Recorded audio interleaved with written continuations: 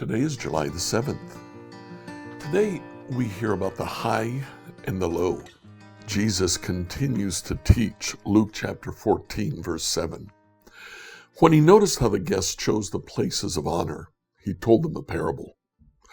When you're invited by someone to a wedding banquet, don't sit down at the place of honor in case someone more distinguished than you has been invited by your host.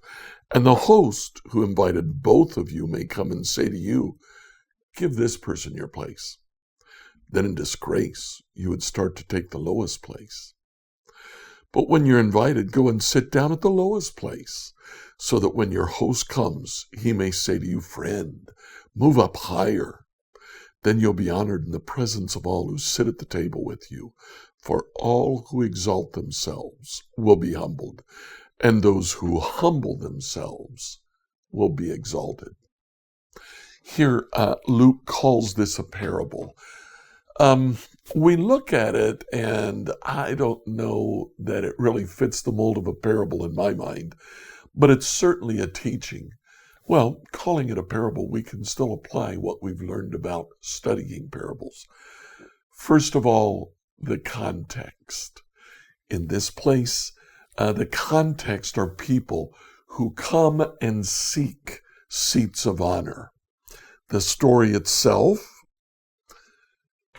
tells the story of one who came in and he sat down in a high place, and the host said, no, move down lower, and he was shamed. He said, rather than do that, sit in the lowest place so that the host will come and say, move up higher, then you can be honored. Then we have the punchline. The punchline in this place: all those who exalt themselves will be humbled. Those who humble themselves will be exalted. In the Old Testament, there is a story. It's a very difficult story. It's when David's son, Absalom, usurped his power and made himself king. Let's read that in 2 Samuel 15. 2 Samuel 15, New Revised Standard Edition. After this, Absalom provided for himself a chariot and horses and 50 men to run ahead of him. Absalom used to rise early and stand beside the road into the gate, and when anyone brought a suit before the king for judgment, Absalom would call out and say, "From what city are you?" When the person said, "Your servant is of such and such a tribe of Israel," Absalom would say, "See, your claims are good and right, but there is no one to dispute by the king to hear you." Absalom would say, "See, your claims are good and right, but there is no one to dispute by the king to hear you." Absalom would also say, "If only I were the judge in the land, then all who had a suit or cause might come to me, and I would give them justice." Whenever people came near to do obeisance to him, he would put out his hand and take hold of them and kiss them. Thus Absalom did to every Israelite who came to the king for judgment. So Absalom stole the hearts of the people of Israel.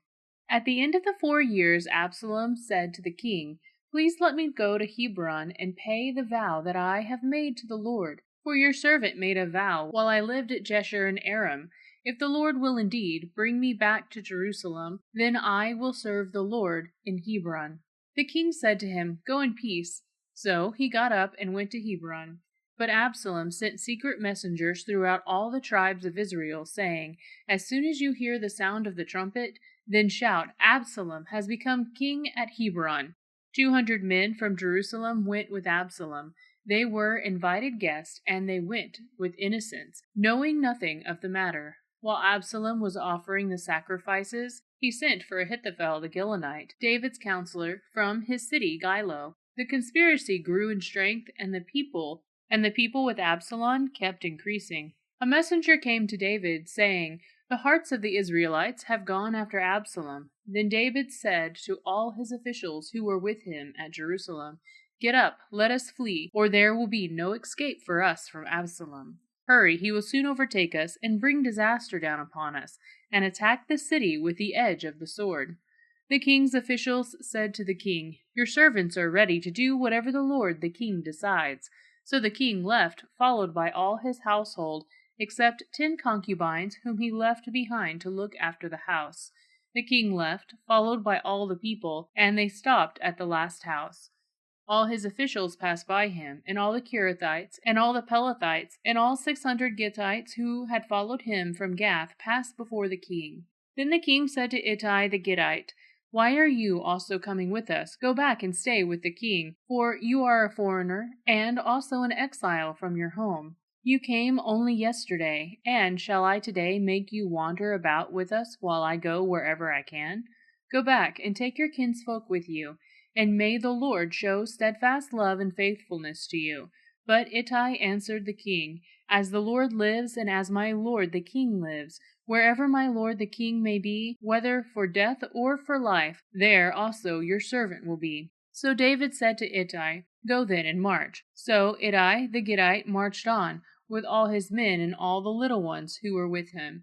The whole country wept aloud as all the people passed by. The king crossed the Wadi Kidron, and all the people moved on towards the wilderness. Abiathar came up, and Zadok also, with all the Levites carrying the ark of the covenant of God. They set down the ark of God until the people had all passed out of the city. Then the king said to Zadok, "Carry the ark of God back into the city. If I find favor in the eyes of the Lord, he will bring me back and let me see both it and the place where it stays. But if he says, 'I take no pleasure in you, here I am,' let him do to me what seems good to him." The king also said to the priest Zadok, "Look, go back to the city in peace, you and Abiathar, with your 2 sons, Ahimaaz your son, and Jonathan son of Abiathar. See, I will wait at the fords of the wilderness until word comes from you to inform me." So Zadok and Abiathar carried the ark of God back to Jerusalem, and they remained there. But David went up the ascent of the Mount of Olives, weeping as he went, with his head covered and walking barefoot. And all the people who were with him covered their heads and went up, weeping as they went.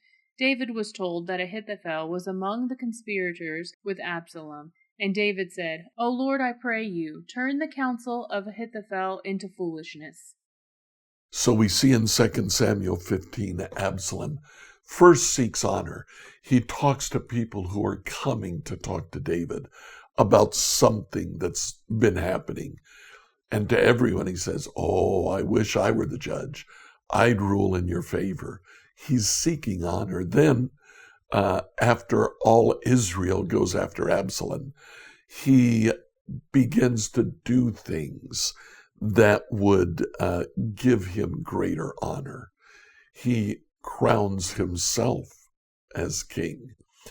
David, on the other hand, he flees. Now, it's not a wild flee. He exits Jerusalem. He goes to the desert. At one point, he says, while he is going up, he went up barefoot. Why so important to mention that he was barefoot? Because only slaves went barefoot. This was David's way of showing humility. The end of the story, we didn't ring it. Absalom is brought to shame. Now he's killed, but he's killed in a very interesting way. His hair is caught in a tree, and Absalom is hung from the tree. Joab comes and puts 3 javelins through his chest, and then Joab's armor bearers finish him off. David, on the other hand, is recrowned as king. The one who sought to exalt himself was humbled. The one who humbled himself was exalted. So what do we do about this today? Be humble.